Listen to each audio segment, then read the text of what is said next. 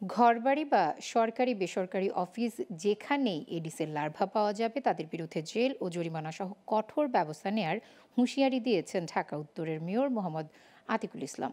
দুপুরে রাজধানীর মিরপুরে ডেঙ্গু প্রতিরোধে ডিএনসিসির ৫৪টি ওয়ার্ডে একসাথে মাসব্যাপী জনসচেতনতামূলক প্রচার অভিযানে তিনি হুঁশিয়ারি দেন।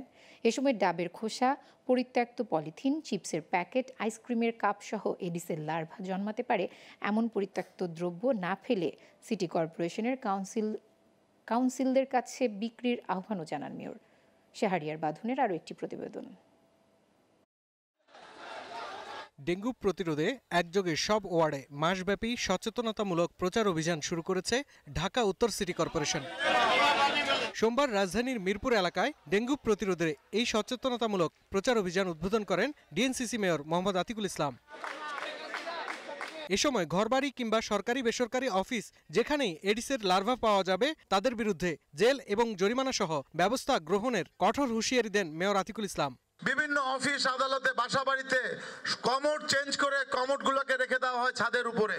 চিপসের প্যাকেট আমরা ফেলে দিই রাস্তার মধ্যে, কেউ চিন্তা করি না যে চিপসের প্যাকেটের মধ্যে বৃষ্টির পানিতে যে পানি, এখানে মরণ ব্যাধি এডিস রয়ে গেছে। তিনি নগরবাসীকে এডিস মশার লার্ভা জন্মাতে পারে এমন পরিত্যক্ত দ্রব্য যেখানে সেখানে না ফেলে সিটি কর্পোরেশনের কাউন্সিলরদের কাছে জমা দিয়ে নগদ টাকা নেওয়ার আহ্বান জানান। আইসক্রিমের কাপ ১ টাকা, চিপসের প্যাকেট ১ টাকা, ডাবের খোসা ২ টাকা, কনডেক্স মিল্কের কৌটা ২ টাকা, মাটি, প্লাস্টিক, মেলামাইন, সিরামিক ৩ টাকা।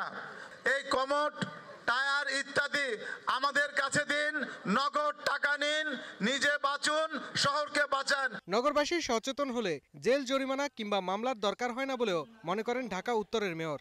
10টায় 10 মিনিট করি আমরা পরিষ্কার, এই হোক আমাদের অঙ্গীকার। শাহরিয়ার বাঁধন, গ্লোবাল টেলিভিশন, ঢাকা।